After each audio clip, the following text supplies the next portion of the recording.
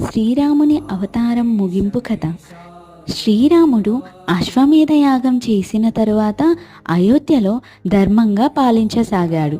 ఈ సమయంలో యమధర్మరాజు అయోధ్యకు వచ్చి రాముడిని దర్శించాడు.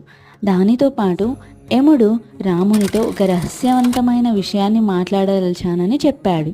అందుకని రాముడు తన సోదరుడైన లక్ష్మణుడితో ద్వారపాలకుడిగా ఉండి ఎవ్వరిని ఈ సంభాషణకు ఆటంకం కలిగించకుండా ఉండమని ఆజ్ఞాపించాడు.